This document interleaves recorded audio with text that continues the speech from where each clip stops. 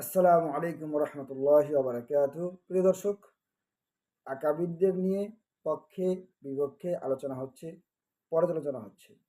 এটাকে নিয়ে সঙ্গীত পর্যন্ত তৈরি করা হচ্ছে এবং কেউ বিপক্ষে বলছে, কেউ পক্ষে বলছে।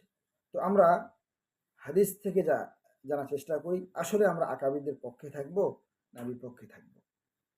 তো এই সম্পর্কে হাদিসে বলেন বা হাদিসে আছেন যে আলী বিন মাসউদ রাদিয়াল্লাহু তাআলা আনহু قال لا يزال الناس بخير ما أخذوا العلم عن أكابرهم।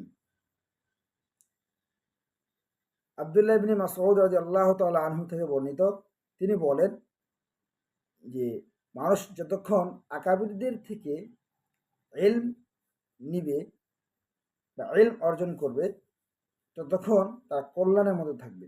অর্থাৎ মানুষ যতক্ষণ পর্যন্ত তাদের যে আকাবির যারা আছে, আকাবির আসলাফ যারা আছে, তাদের কাছ থেকে ইলম গ্রহণ করবে ততক্ষণ তারা কল্যাণে থাকবে।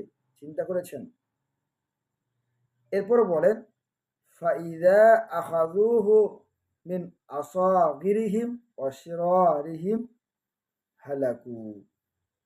আর যখন মানুষেরা ইলম গ্রহণ করবে তাদের ছোটদের ও তাদের যারা খারাপ ব্যক্তি বা অযোগ্য ব্যক্তি, অগ্রহণযোগ্য ব্যক্তি, তাদের কাছ থেকে ইলম নিবে তখন তারা হালাকু, ধ্বংস হয়ে যাবে। তাহলে এই হাদিসের মধ্যে আমরা জানতে পারি, এই হাদিসের মাধ্যমে যে ইলম নিতে হবে আকাবিরদের থেকে।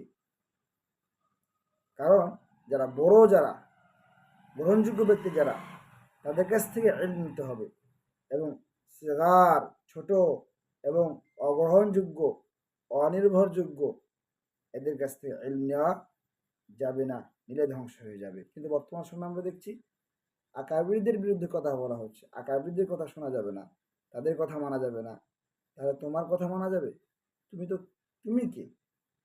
তুমি দিনের কে?